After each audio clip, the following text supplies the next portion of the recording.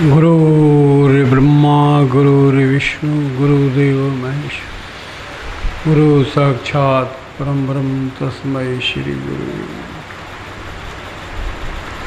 बहुत सारे प्रश्न आए हैं इस बार, बहुत सारे प्रश्न आए हैं, उन्हीं पर हमें बोलना है। इसलिए अच्छा है, फरमाइशी प्रोग्राम अच्छा लगता है। कोई फरमाइश किया और वो बोला जाता है तो उससे सुनने में भी अच्छा लगता है, और उससे बहुत सारे लोगों को एक की शंका समाधानों में से बहुत लोगों का समाधान हो जाता है। हो सकता है कि बहुत लोगों का वो प्रश्न हो, इसलिए एक छोटा सा प्रश्न का हल करके हम लोग फिर ध्यान में चले जाएं। प्रश्न है, ढोल गंवार शूद्र पशु नारी ये सब ताड़न के अधिकारी। बड़ा विवाद है समाज में कि नारी के खिलाफ बोला गया है, कोई कहता है कि शूद्र के खिलाफ बोला गया।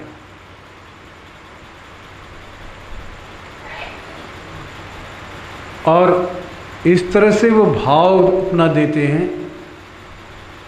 कि ये सब मारने के योग्य है, ताड़न करने के योग्य। बहुत विवाद होते आया है और होता जा भी रहा है, और बहुत बड़े गुरु जो अपने को 2 करोड़ के स्वामी बोलते थे, आचार्य रजनीश यानी भगवान रजनीश, उन्होंने तो लेथड़ा निकाल दिया है, नारियों को खड़ा कर दिया है पुरुषों के खिलाफ, और शूद्रों को खड़ा कर दिया है ब्राह्मणों के खिलाफ।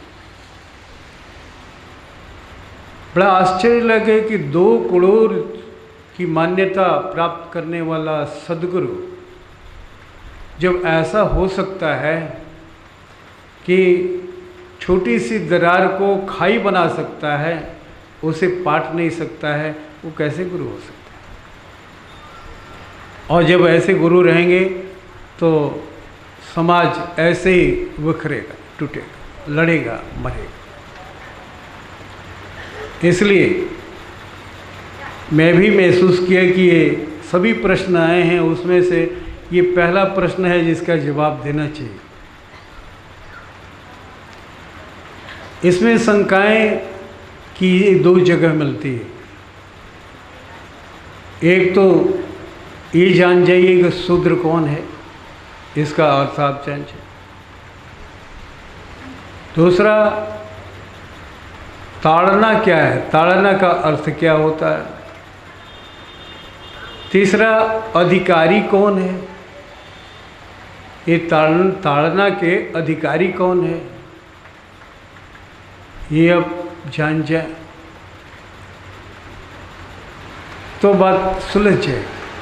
बस 5 मिनट का ही प्रश्न है, ये 5 मिनट में उत्तर आपके अंदर मिल जाएगा।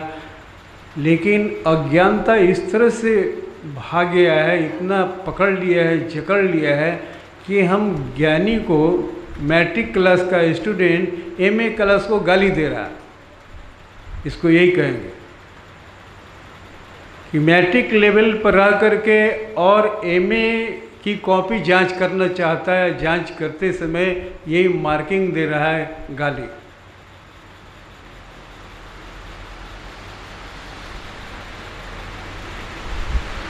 अब आते हैं नारी, शूद्र, और तीसरा है ताड़ना, चौथा है अधिकारी। ये 4 शब्द हमें जानना है। अगर जान जाएं तो बस आप सलट जाएंगे, कुछ समझाने की जरूरत नहीं। नारी का मतलब होता है नाड़ी, नारी का मतलब है नली, नाली जिसे बहता है, पानी बहता है, या विजातीय द्रव्य या गंदगी बहती है, निकलती है। एक नाड़ी होता है जिसे शुद्ध खून आता है और अशुद्ध खून निकलता है। आवागमन, शुद्ध खून आया एक नाड़ी है, दूसरी नाड़ी से निकल रहा है, प्लस एंड माइनस, दो चीज़ें जाननी होगी। प्लस, प्लस करना, प्लस का मतलब धन, उसको कहते हैं धन। प्लस चिन्ह को बोलते हैं धन चिन्ह है, और माइनस चिन्ह को कहते हैं ऋण चिन्ह है, ऋण। तो आप धन करना जानते हैं लेकिन ऋण करना नहीं जब जानेंगे तब आपकी ज़िंदगी खत्म हो जाएगी। इसलिए प्लस है तो माइनस भी है, प्लस के साथ माइनस होना चाहिए। तो नाड़ी जो है, ये दो माने निकलता है नारी, नारी से, कि एक नाली दूसरा नाड़ी, और तीसरा स्त्री। लेकिन स्त्री जब निकलेगा तो उसका अर्थ बदल जाएगा। उसका अर्थ होता है, स्त्री का अर्थ ही होता है सुंदर।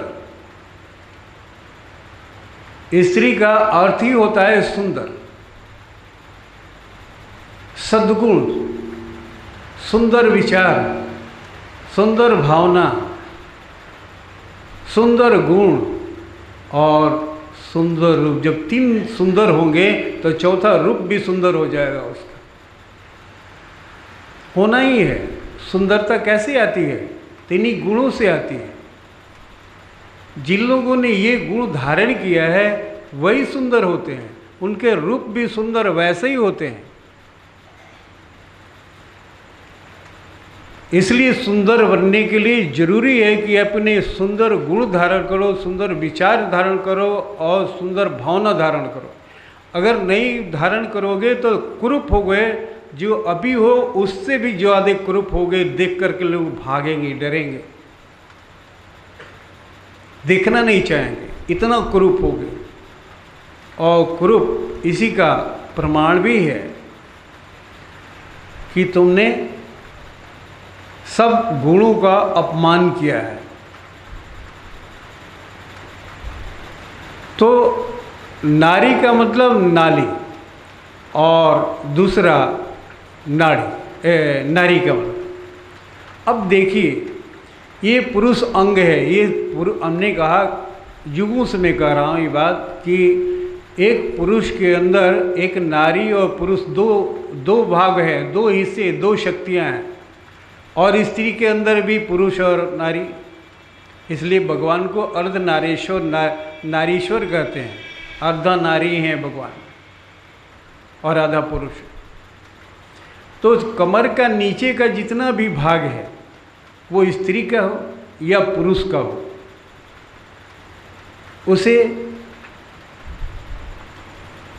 उसे माइनस कहते हैं, नारी कहते हैं। नारी यानी नाली, नाली, नाड़ी, चाहे वो पुरुष हो या स्त्री, वो नारी अंग है नीचे का। और पुरुष का ही नहीं, स्त्री का ही नहीं, पशु का भी, पशु का ही। और इसी अंग को शूद्र भी कहते हैं। इस अंग से जितना हम प्लस करते हैं, यानी खाते हैं, जितना पीते हैं, हम प्लस की अच्छी चीज़ खाए, अच्छा चीज़ पिए और अच्छी हवा लिए, तो जो गंदगी है वो गंदगी, पानी की गंदगी भी इसी अंग से निकलता है। खाना पीना की गंदगी भी उसी अंग से निकलता है। और हवा जो शुद्ध लिए हैं हम, उसकी गंदगी भी इसी से निकलता है। इसलिए इसे नारी अंग कहते हैं। नारी यानी नाली है और नाड़ी है, दोनों भी आप इसको बैठा सकते हैं। बड़ा सही विकल्प है। और ऊपर का अंग पुरुष का होता है, चाहे वो पशु का हो चाहे स्त्री का हो, क्योंकि वो प्लस है, वो प्लस है, वो धन है जहाँ से हम लेते हैं। तो ये बात बड़ा स्पष्ट सामने आ गई कि वो गाली नारी को, किसी नारी को गाली नहीं दे रहे हैं, वो किसी नारी को अपमान करने की बात नहीं कर रहे हैं, पुरुष से नहीं कर रहे हैं कि ये सब मारने के योग्य हैं। दूसरा शब्द है ताड़ना, जिसे हम सोचते हैं ताड़ना का मतलब मारना, सताना, कूटना। नहीं, ताड़ना का मतलब भांपना, समझ जाना, ताड़ जाना। जैसे कहते हैं ना, अरे हम जाते ही ताड़ गए कि वो आदमी क्या चीज़ है, वो क्या चीज़ हो सकता है, मैं देखते ही ताड़ गया उसको। यानी समझ जाना, यानी भांप जाना। ये है ताड़ना का मतलब समझना होता, मारना पीटना नहीं होता है, समझना। अगर ढोल भी है तो उसको समझते हैं तो उसे क्या कहते हैं, उसके रस्सी को कसते हैं, ऐसे ठोकते हैं। जब ठोकते हैं तो आवाज़ कैसा निकल रहा, हमें कैसा आवाज़ चाहिए वैसा आवाज़ निकालना है, तो फिर उसे कसेंगे, टाइट करेंगे, फिर ठोकेंगे। ठोकते क्यों हैं? समझने के लिए, भांपने के लिए, इसलिए कि ढोल को फोड़ने के लिए, ढोल को तोड़ने के लिए। इसलिए नहीं मार रहे हैं ढोल के ऊपर हम हाथ पीटते हैं, ढोल से सुंदर आवाज़ निकालना चाहते हैं, एक सुरीला स्वर निकालना चाहते हैं। जो बेढब स्वर है उसको हम सही दिशा में बनाना चाहते हैं, इसलिए उसे हम ठोकते हैं। ठोकने का कारण भांपना, ताड़ना, समझना कि इसकी आवाज़ कैसी है और कैसे हुई कि नहीं है, मेरे योग्य हुई कि नहीं इसकी आवाज़। जो जिस आवाज़ को, जिस सुर को मैं निकालना चाहता हूँ वो सुर बना कि नहीं, इसलिए बार बार कसता है और उसको ठोकता है। ठीक वैसे ही शूद्र जो अंग हैं, शूद्र गंवार किसे कहते हैं? तो बेवकूफ़ को, जो अज्ञानी है, नहीं जानता है। जैसे बच्चा गंवार है, टोटल होल गंवार है। ये तो हमारा ये अंग नीचे का ही अंग गंवार है, शूद्र है, यही गंवार और शूद्र है। लेकिन बच्चे का तो पूरा यहाँ से लेकर नीचे तक सब शूद्र ही है, यानी गंवारे है। इसलिए कि इसका जो अधिकारी है अभी अधिकारी बहाल हुआ ही नहीं है। अधिकारी कौन है? ये सब ताड़ना के अधिकारी, ताड़ना के अधिकारी यानी समझने के अधिकारी हैं, इसे ज्ञान के अधिकारी हैं। अधिकारी कौन हो? जिसे ताड़ेगा, उसे समझेगा, उस शूद्र को, उस गंवार को, उस ढोल को समझने वाला कौन है? ताड़ने वाला कौन है? तो मन, बुद्धि। चार भाग होते हैं ना, एक है श्रमिक, कर्मचारी, अधिकारी और पदाधिकारी। ये चार भाग होते हैं काम करने के, या जो भी आप किसी ऑफिस, कंपनी इत्यादि खोलते हैं तो ये चार पद होते हैं जो एक दूसरे को भांपते हैं, ताड़ते हैं, कंट्रोल करते हैं या उनकी कमी बेसी को देखते हैं। तो अधिकारी इसमें है कि ये सब ताड़ना के अधिकारी, अधिकारी के ऊपर पदाधिकारी है। अधिकारी मन है, मन को शिक्षित किया गया है। जैसे आप बच्चे को मन को शिक्षित, बच्चे का मन जो है वो अभी बना नहीं है तो मन को सृजन करते हैं, क्योंकि उसका मन भी अभी सुधरी है, उसका मन ही गंवार है। इसलिए वो उसका मन काम नहीं करता कि हमको लैट्रिन लगाए तो हम कहाँ लैट्रिन करें, कब करें।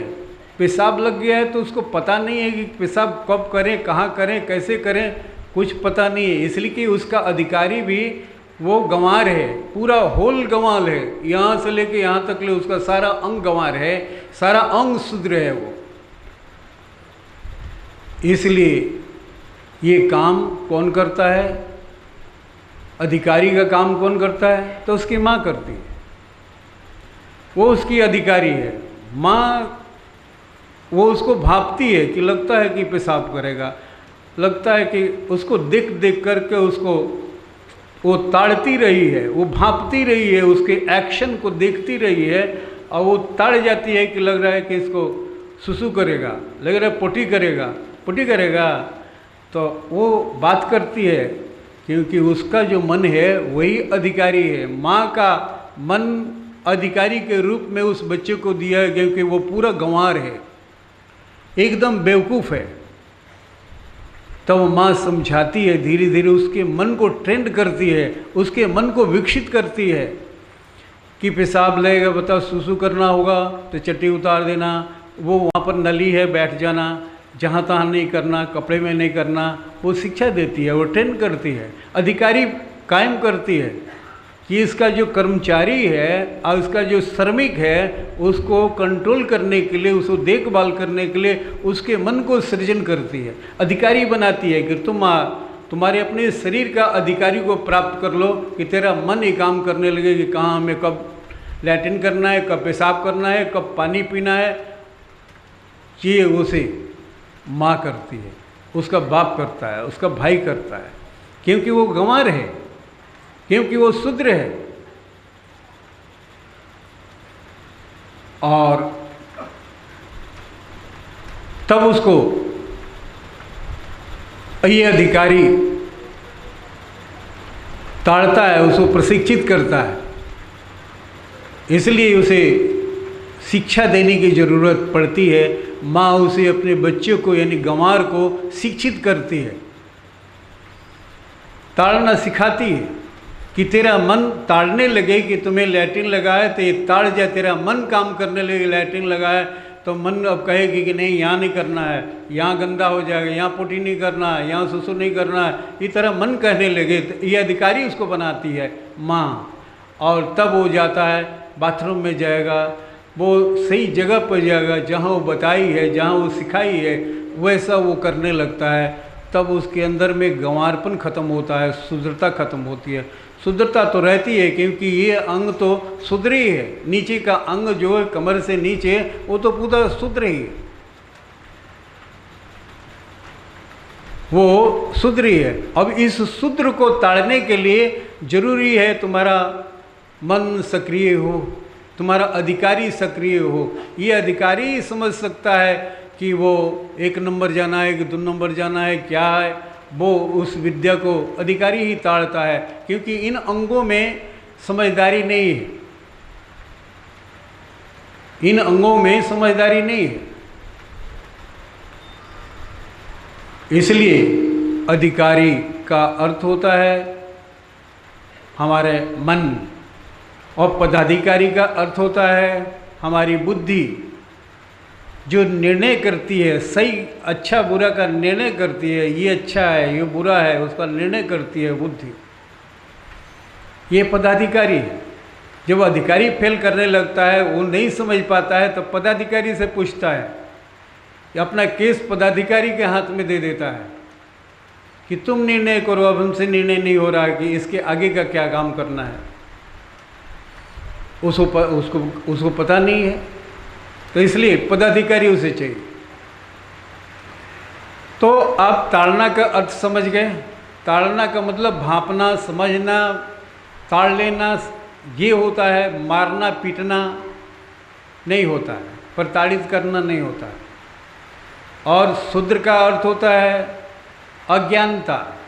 नीचे का अंग शूद्र है सभी का, स्त्री पुरुष सबका, क्योंकि इस नारी से इस नारी को कहा गया है, जो जिस नारी को नीचे के अंग को नारी कहते हैं, इस नारी इसलिए कहा गया है कि वो माइनस करने के साधन है। माइनस जो हम प्लस करते हैं, लेते हैं, खाते हैं, उसको किस तरह से उसके कार्बन को, उसके विजातीय द्रव को किस तरह से निकालते हैं, निकालने का स्त्री को नारी कहते हैं। अब स्त्री का भी इसका अर्थ स्त्री भी होता है, जहाँ तहाँ ज़रूरत पड़ती है स्त्री के शब्दों में इस्तेमाल करने का, लेकिन स्त्री जब भी स्त्री आएगा वहाँ धड़ सुंदरता लग जाएगी, वो सुंदरता लग जाएगी, वो सद्गुण की महारानी है।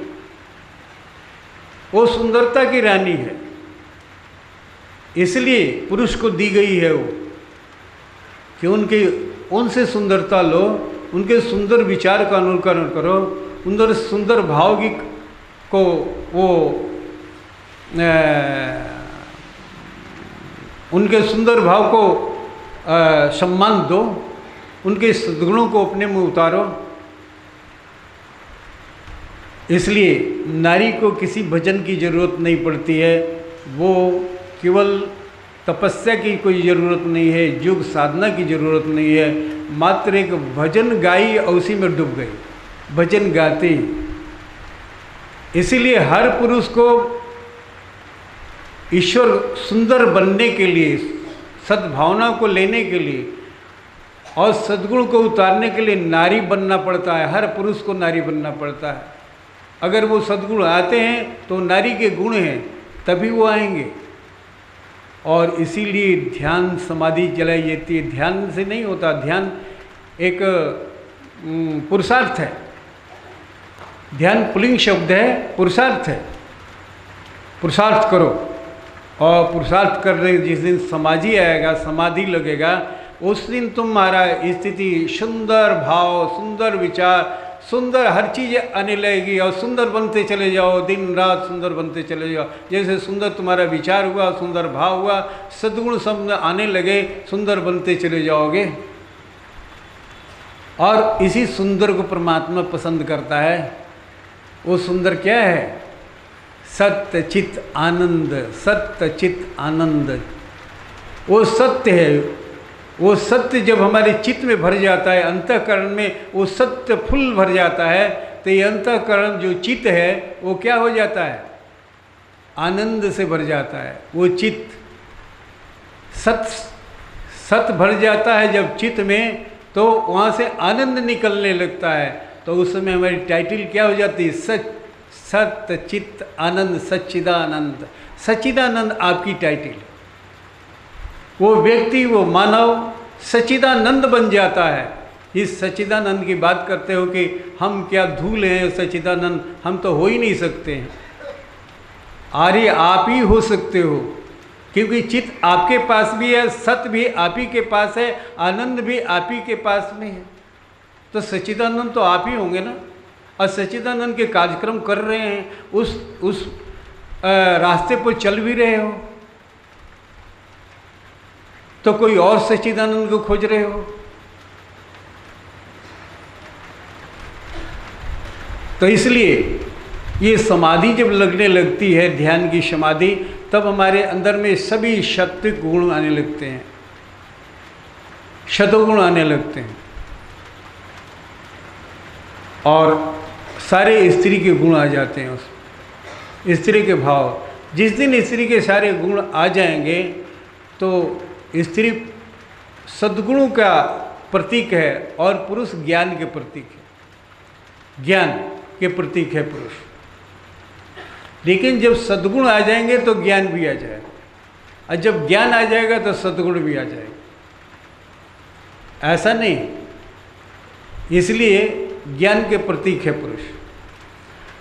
और स्त्री को हमेशा वो ज्ञान देता रहा है, इसलिए कि हमेशा देखिए, आप रामायण पढ़ते हैं तो देखिए कि वो ज्ञान कौन दे रहा है? ज्ञान देने वाला भगवान शिव दे रहे हैं ज्ञान। किसको? तो माँ पार्वती को। अरे माँ पार्वती को क्या ज्ञान देना है? इस शक्ति की महारानी है वो। हाँ, शक्ति की महारानी हो सकती हैं वो,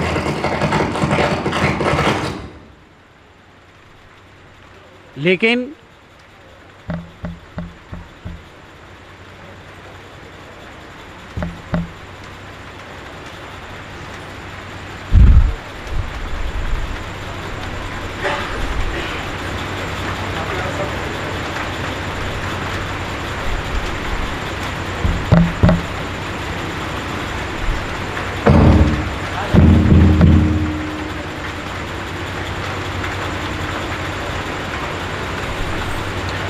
इसलिए उनके अंदर में सुंदर विचार है, सद्भावना है, सुंदर गुण है, सब है, लेकिन ज्ञान नहीं है। ज्ञान भगवान शिव दे रहे हैं। संतों को ज्ञान कौन दे रहे हैं? तुलसीदास दे रहे हैं। अपने शिष्य को ज्ञान कौन दे रहा है? तो भरद्वाज ऋषि को याज्ञवल्क्य दे रहे हैं। और गरुड़ को ज्ञान कौन दे रहा है? तो काकभूषणी दे रहा है। ये सब पुरुषत्व है। और ज्ञान स्त्री ले रही है, उसकी जरूरत है, उसके पास शक्ति है, और ज्ञान और शक्ति दोनों एक साथ मिल जाए तभी ये काम करती, तभी ये पूरे ब्रह्मांड का सृजन होता है। इसलिए तो पहला जो चीज था, नारी, नारी का अर्थ समझ गए, ताड़ना का अर्थ समझ गए, अधिकारी का भी अर्थ आप समझ गए। ये अधिकारी कौन है? ताड़ना के अधिकारी, वो भांपने का कौन, वो समझेगा कौन उसको, वो भी आप समझ गए। अब तो कोई ऐसी चीज़ नहीं रही है कि आप अब न समझे हों कि ये चारों चीज़ों को समझ गए अधिकारी, जहाँ हम भ्रमित होते हैं। शूद्र क्या है ये भी समझ गए कि शूद्र ये अंग है आपका, कमर से नीचे का अंग सभी शूद्र, ये शूद्र है। और वो क्योंकि नारी है, नारी मतलब कि माइनस है, माइनस, तो माइनस ये नीचे का अंग जो होता है माइनस है, निकालने का, ये नाली के रूप में निकालने का, अशुद्ध चीज़ों को निकालने के लिए। और वो पशु का भी है, वो मनुष्य का भी है, ईश्वर हो, मनुष्य मैंने मतलब कि नारी हो या पुरुष हो, सबके वो नारी है। अब ऐसा है कि आप लोग समझ गए होंगे इस बात को। और कभी ब्रह्म समाज में अगर भ्रम हुआ तो आप आराम से इसको बोल सकते हैं, बता सकते हैं, समझा सकते हैं।